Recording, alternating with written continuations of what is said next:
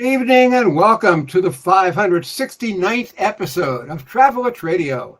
I'm Dan Schlossberg along with my friend and co-host Roger Noriega, and we're in the 13th season of Travelers Radio, the show that lets you enjoy the pleasures of travel from the comfort of your armchair.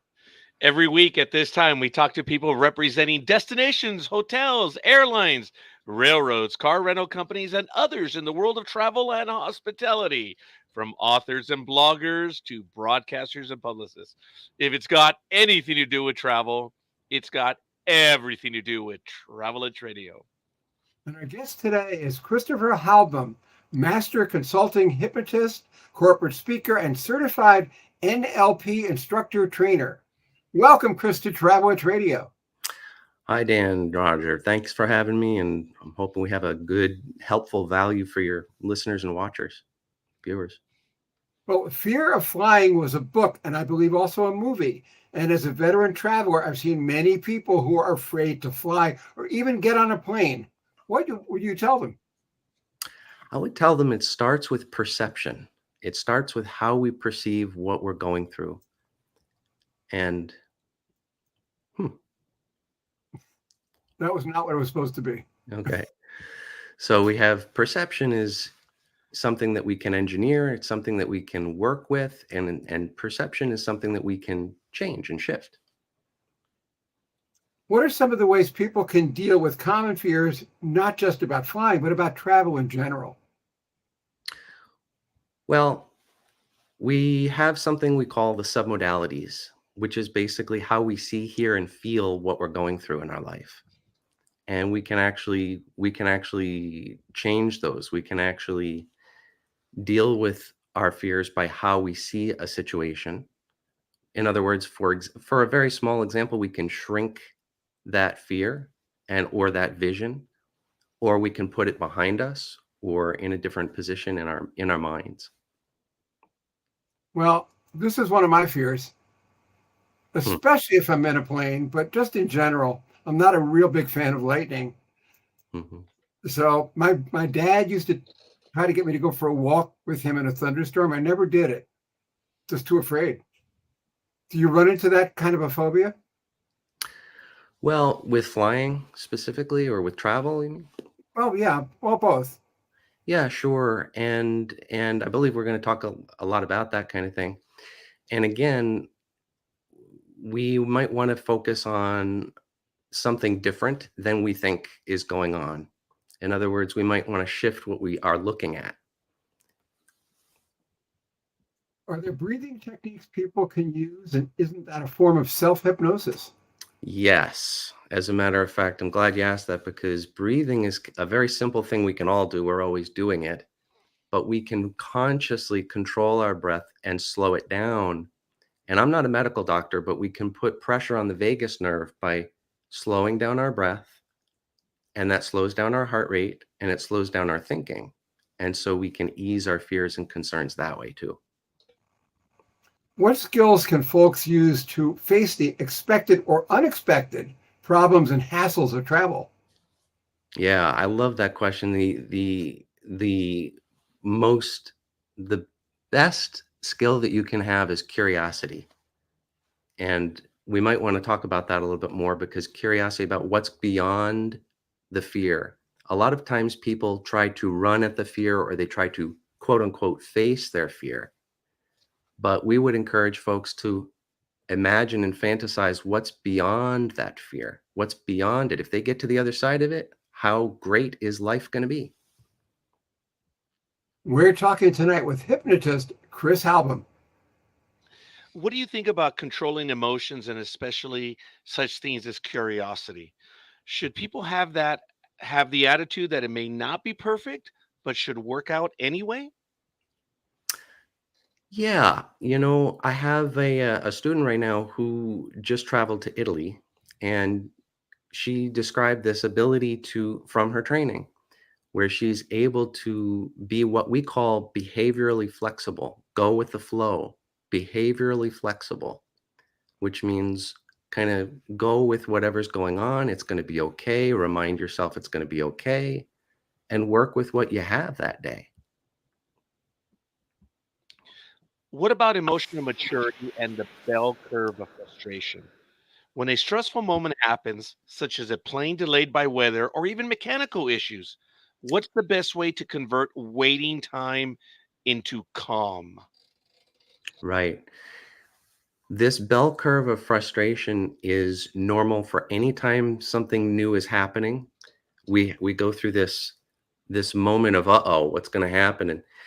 And the best advice is to ride it out. Ride out that bell curve of frustration. And if you have to use breath to do that, that's an auto suggestion or self hypnosis, like Dan mentioned. And you can certainly slow down and ride that out until your nervous system realizes you can handle it just fine. Well, being that I'm afraid of heights and I Mhm. cannot swim, I love flying. So knowing that, and I'm not kidding, what's Yeah, one of your favorite ways to ensure you enjoy your vacation? And I yeah, do love to fly, even though I'm afraid of heights. that's a great picture too. Yeah, the best thing that I love to enjoy vacation by feeling like I already went away before the vacation. And what I mean by that is I kind of like, I don't know how to describe it, but enjoy getting things together, enjoy slowing down a little bit, maybe taking a little time, extra time, and really savoring just packing, just people. And that way when you've had that experience, you're like, well, the rest is gravy, and you can really relax and enjoy your trip. How important is it in getting a good night's sleep, not only during your vacation, but also the night before you leave? Yeah, I would say it's very important, and it does make a difference on how our emotions show up and our emotional control. But I would say even if you didn't get a great night's sleep, you can still enjoy the moment and you can still savor, you can still kind of again go with the behavioral flexibility model and just say, okay, I'm going to go with the flow here and enjoy whatever I can in the moment. Yeah. Appreciate that. Yeah. Uh, do you believe the best trips are short and sweet? Because I Mhm. don't. I look, I've flown to Alaska, I've flown to the East Coast. I love the long distance trips, except when they're over water. But hey, I've done it. So, what is best? Is it short and sweet, or what would be the opposite? Long and interminable? Dan, what would it be? Long and sweet, maybe still. Okay, maybe so. Yeah, But go ahead. yeah, it's up to you. For me, I do like short and sweet because I like being productive and I haven't taken a lot of vacations in my life, oddly enough.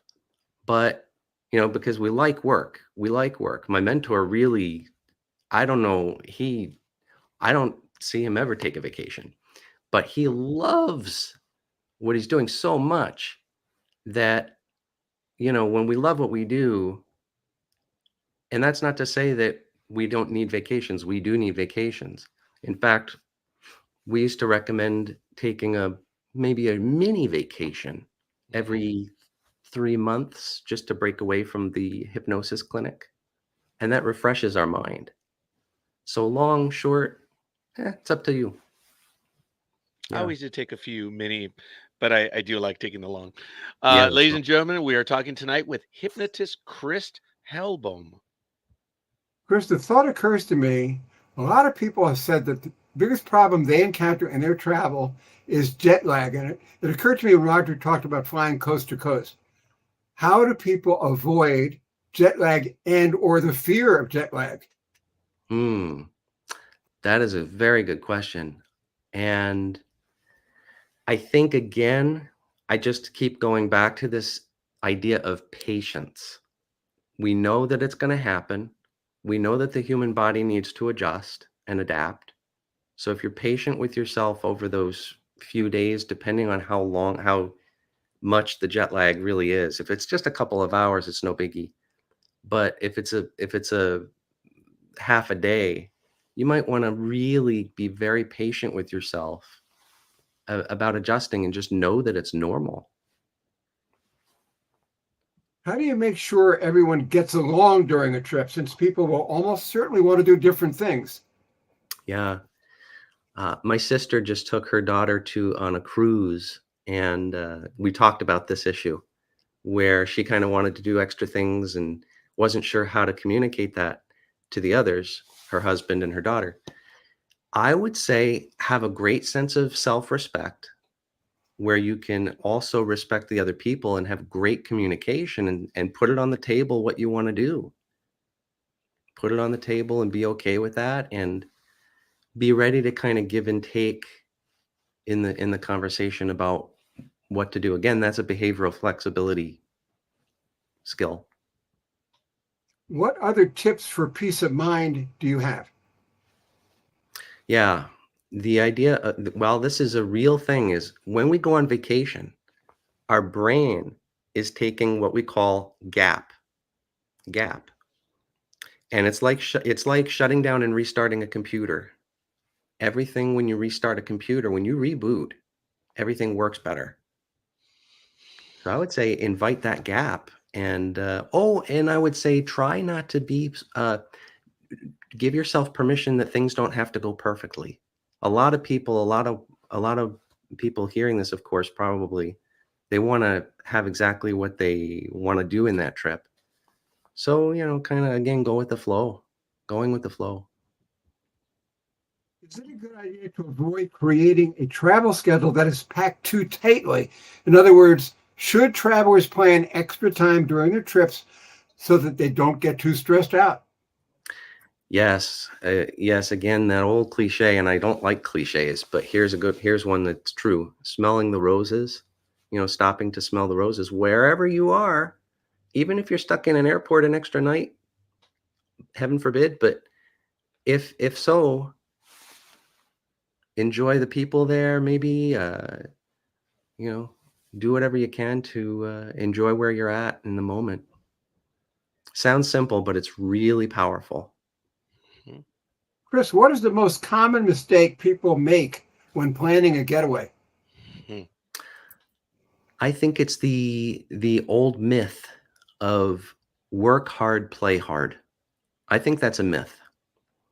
I think it's great to have adventure. When you're playing hard, it's great to have adventure, but relaxing and if you're working hard doesn't necessarily mean you don't need some relaxation.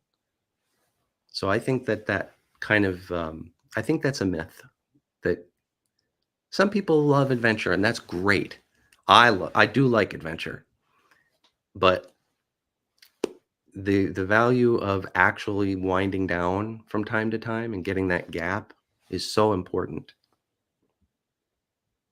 Okay, this is Travel It Radio with Dan Schlossberg and Roger Noriega. We are in our 13th season and approaching our 600th episode. We're live at 5 New York time every Thursday on LinkedIn, YouTube, WhatsApp, X, Twitter, and Facebook, among others. And we're talking tonight with hypnotist extraordinaire Chris Halbum. Okay, here's the elephant in the room, Chris. Mhm. Travel by air, especially on longer trips. What's the best way to handle someone who talks too loudly, kicks your seat, uses bad language, drinks too much, or tries to talk to you and you just want to be left alone to read or sleep? And of course, my favorite, screaming children whose parents couldn't care less. All of these have happened to me. And I've never traveled with Dan. I need to make that clear. So I could never have been that person. In the car, You're you never have. that person. That's right. That's right, in the car. Well, I would say that we can escalate, we can gently let them know what's going on. And have you ever watched where a bunch of people will turn around and give a look to that Hmm. parent Yeah. or that person or that, or whatever, and that can help. And if they may be responsive to that, they may be responsive, the person. But if they're not, you can escalate it just a little bit, just gradually go to the next step and say, and I would ask them nicely. I've gone so far as to at some point just kind of maybe befriend them, maybe give them your peanuts, give them your snack. I've done that. So, and it turns people around, you know. It's a thought. So, Chris, where are you based and how often do you travel yourself? I'm in New Jersey, and I don't travel a whole lot, Hmm. but I used to travel maybe 2 or 3 times a year because for business mostly, and um, but I've had schools around the country, and used to travel a lot more, but now about once a year, and I like to take those mini vacations, just even locally. Well, is your travel for business, for leisure, or for both? Right. I used to travel for leisure more, but mostly it's I would say business, really primarily now. Okay, favorite airline and the one you prefer to fly? Oddly, no. I None of the Oh, above? yeah, no, I just kind of I used to I used to like to fly a lot more than I do now, but I still like, what's cool about it? I will add this. What's cool about it is when you fly and if you have a window seat or someone who opens the window so you can see out, what's cool is seeing the clouds, and that gives us gap again. That gives us the ability to step away from our life from a perspective point of view, get yes. perspective. And then when we come back down and step back in, we have a new view of how to handle our life. Does that make sense? Yes. It does. And Yeah. Chris, how about favorite places to go? Do you have a go-to place when you want to get away, or do you prefer to try new places you haven't seen yet? I will tell you a place that I have been to that I loved, and that was Costa Rica. Hmm. Very peaceful, very tranquil, very kind of mysterious too, and just a beautiful way to unwind. We're talking tonight with hypnotist Chris Halbum. What is your number one travel phobia? Because Dan's is someone who is smoking, though the world has really come around to the non-smoke over recent years. Mine is the kid behind me kicking the chair. So, Mhm. by the way, does your work as a hypnotist help smokers stop or even help diabetics stop craving chocolate, for example? Right. So let me answer that first one. I'm in agreement with you guys 100%. My my big pet peeve is lack of consideration. Yep. Oh, So it's if yes. somebody's smoking or if somebody's not, what's popular is a lot of people. Unfortunately, I shouldn't say this. God forbid, but people are on their phone and they don't have headphones, and you can hear the music they're playing on there. I think that's inconsiderate. So I think that we need to be considerate. And as far as your other question about what we do, yeah, we of course help people to curb cravings, and we do weight loss is one of our biggest, most popular programs. Quit smoking, Excellent. absolutely. I have to ask, Mhm. what is neuro linguistic programming? Right. So NLP, neurolinguistic programming, is everything that we're doing outside of formal hypnosis. So we're always neurolinguistic whoops. It's all Dan? right. Oh, okay. You're still there. Yeah, neurolinguistic programming is the study of language on our nervous system, what we say and our body language, how it communicates to other people, and mm, how that affects their nervous system. And we're always communicating. In fact, I'm working on a new book right now that has to do with that. So yeah. I'll move Chris to the middle. Watch. We'll Okay. we'll move him up there, Dan, and then we'll put him There you on that go. view. How's that? That's great. There. How's that, That's Chris? good. Okay. All right. And then, oh, Dan, sorry, you got to be up on top. Okay, sorry about that. So, That's all Chris, if right. someone is afraid to fly, can you Mm. hypnotize them to overcome that fear, or should they just take the train? Now, Mm. Chris, I am afraid of heights, but I love flying. Right. How do I communicate to other people who are just, oh, nope, it's claustrophobic, or I'm just afraid to fly? What what can you do? Right. Well, again, I'm gonna actually pull up on my screen here for I'm gonna read you a quick little comment from a guy named Keith who exactly described exactly what you're talking about, and he went through a program. And he said when he was about to fly, he was a pile of sweat even 8 months prior to the trip. Wow. Yeah. Wow.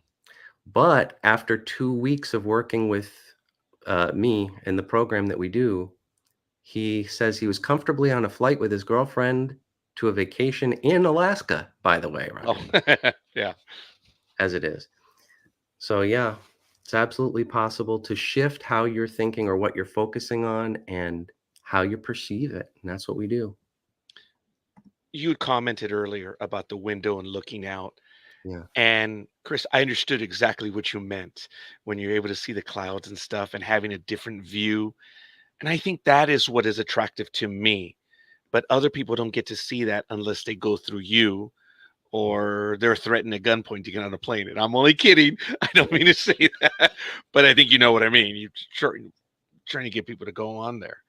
So I do appreciate that. So I apologize. And what should people do when something unexpected occurs, like turbulence on a plane or Dan's favorite, lightning in the sky? Hmm. Right. Again, I would recommend redirecting focus to what's useful, redirecting your focus to something that's useful. I don't know if this was a real scene in the movie Airplane. You know, you remember the movie Airplane, the Oh, comedy? yes. Yeah. But I don't know. I'm probably fantasizing this or hallucinating this scene or something. But uh, I'm probably totally making this up. I can't. I don't know. But I can just picture somebody going. You know, just getting somebody focused on something else other than what's outside the window or what's going on.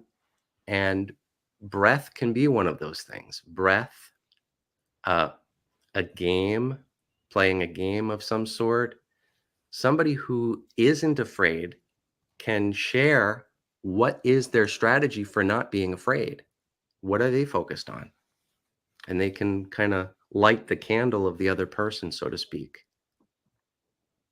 Excellent. Appreciate Yeah, that. sure. Ladies and gentlemen, talking tonight with hypnotist Chris Helbum. Okay. I got all my pages mixed up here. So, Roger, why don't you take the next question? You've been on local and national TV, including CBS, NBC, Fox, and more. Do you actually hypnotize people on the air? And what do they talk about? Yeah, we do. We do. However, we don't talk about this is the interesting difference between with what we do and what others do. Hypnosis doesn't deal with content. So we don't talk about details really much or at all. We just focus on how are they processing it in their head. So yeah, we've done all kinds of cool things like uh, doing a technique where we get people's hands stuck together and then they let them release, things like that. Uh, Chris, have you seen the movie Office Space? Because there's Yeah, a scene of yeah. it. I think okay. At the very beginning of the movie, the main character is being hypnotized with several people there, and it's so that he could forget everything. And then the doctor has a heart attack, and he was left in this hypnotic state. Do you That's remember that? right. I remember Okay. that now. Yeah. Is that possible? Is that real? Okay, you remember the movie? How Mhm. real was that in the comedy? It's I'm going to say it's half real Okay. because in reality hypnosis is a consent state where the client or the participant is agreeing to participate and be hypnotized as it were or agree to the suggestion.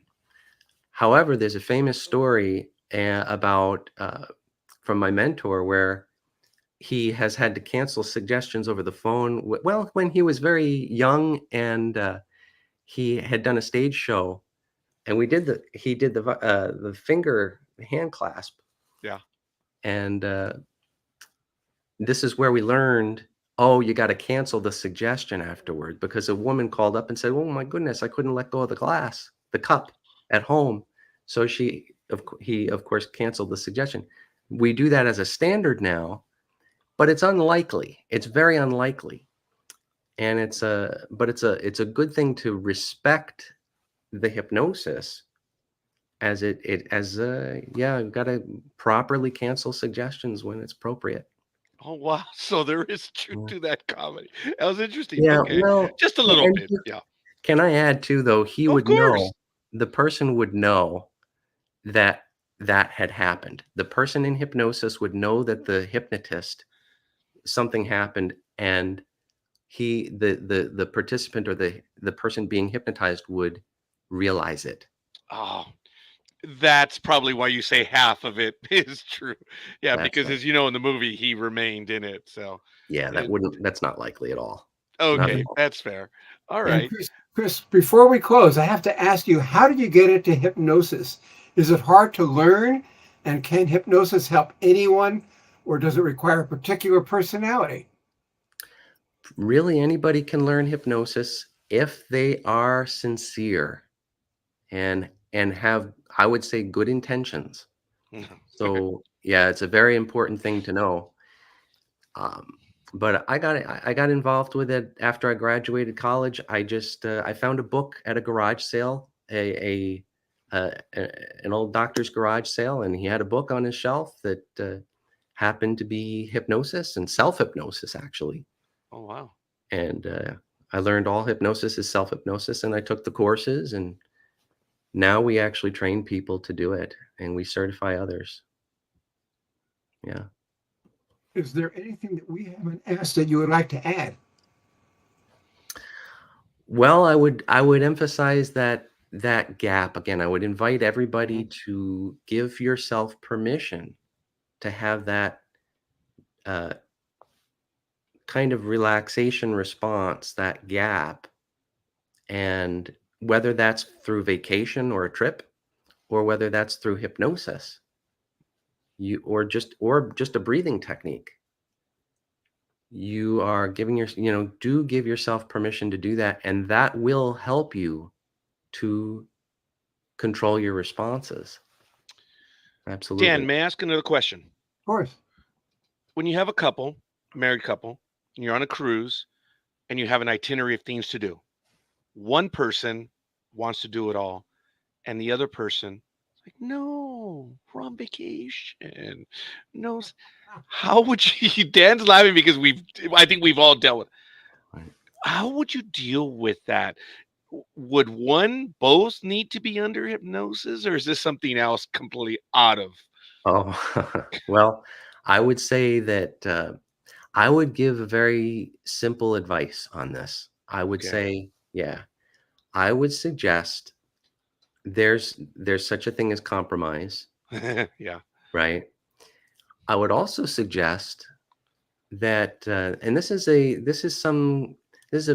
piece of wisdom that came from a pastor from many years ago. Said that marriages work out when, or relationships even work out when we are considerate of the other person, when we're actually considerate of the other person. And going back to that behavioral flexibility idea, that concept of going with the flow, Yes. really gives the other person just care, and you feel good too. So maybe you go to that extra show that they want to go to, and maybe you enjoy it, and maybe they give you the respite that you need, or vice versa. Yeah. Vice versa. Mhm. I appreciate that, Chris. There's quite a bit of insight in that. Actually, in everything we've talked about. Sorry, Dan. Chris, you have a terrific website, and I know you have a nice surprise for our viewers, a free gift. What's the story with that? Right. It's actually currently it's a free training. It's a free um, little video training, and I may change that in the future, but I almost always give a free gift. So there's a free training that relates to the book, which actually has to do with escaping fear and overanalysis, what we're talking about. Yeah. So That's yeah, great. and Well, it's how do Travel It's Radio viewers learn more about you, about hypnosis, and about what you do? they go to freehypnoticscreening.com, freehypnoticscreening.com, and they can see everything there: weight loss, quit smoking, stress management. That's good. Yeah. Our guest today has been hypnotist Christopher Halbum. Thank you for being our guest on Travel It's Radio. Absolute pleasure. And viewers, this is the 50th anniversary of the home run that broke Babe Ruth's record for Hank Aaron. This is also your chance to share the excitement with my new biography, Home Run King, The Remarkable Record of Hank Aaron. Featuring a foreword by Dusty Baker, this 265-page hardcover explores Aaron's contributions as a home run hitter on and off the field, as an athlete, and as an advocate for civil rights. That's Home Run King, The Remarkable Record of Hank Aaron. Get it today on Amazon.com. And thank you, Roger, for holding it up. And that's My it pleasure. for this edition of Travel It's Radio. Next week, same time, same place, same writer. We will talk Gilbert, Arizona with my longtime friend, Michelle Streeter. Roger doesn't see that in the script because it's not there. But Yeah. I know what's coming up next week, and that's what's coming up. So this is Dan Schlossberg, along with Roger Noriega, saying thank you for your time this time. Until next time, good night and stay safe.